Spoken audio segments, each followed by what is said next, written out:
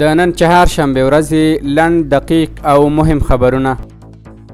د بلخ د اقتصاد ریاست مسؤلین وایي چې تیر کال په دې ولایت کې 100 پراختیايي پروژې پلي شوې. د مسؤلینو په وینا دا پروژې د پوهنې، روغتیا او کلیو بیارغونې او پراختیا په برخو کې د 2 میلیارډ افغانیو په ارزښت پلي شوې دي. صنعت او سوداګرۍ وزارت وایي چې په 14 لمریز کال کې نړیوالو بازارونو ته د نږدې 2 میلیارډ ډالرو په ارزښت افغاني تولیدات صادر کړي دي. د ټولګټو چارو وزارت له لوري د څه باندې 10 میلیون افغانیو په لګښت د فراه ولایت فراه رود عمومي سړک د ساتنې پروژه بشپړه او ګټه اخیستنې ته وسپارل شوه.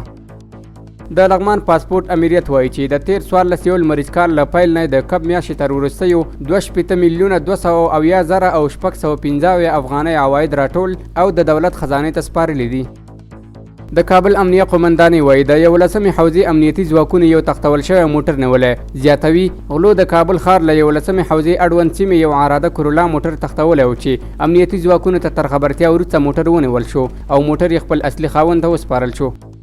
د افغانستان د خوړو درملو ملي ادارې د هیواد په 4 زونونو کې د خوراکي توکو او درملو د کیفیت د کنټرول لابراتوارونو د جوړولو خبر ورکړی دی. د خوست ولایت په الشیرو ولسوالۍ کې د 115,000 ډالرو په ارزښت د یو کانال د جوړولو چارې بشپړې او ګټې اخیستنې ته وسپارل شو. دا کانال د 1360 جریبه کرنیزې ځمکې د خړوبولو وړتیا لري. د بامیان ولایت شاوخوا 200 دیني عالمانو، قومي مشرانو او ځوانانو د ریاست الوزرا له سیاسي مرستیال مولوي عبدالکبیر سره په لیدنه کې د اسلامي امارت کړنې ستایلي او له حاکم نظام څخه خپل ملاتړ اعلان کړی دی.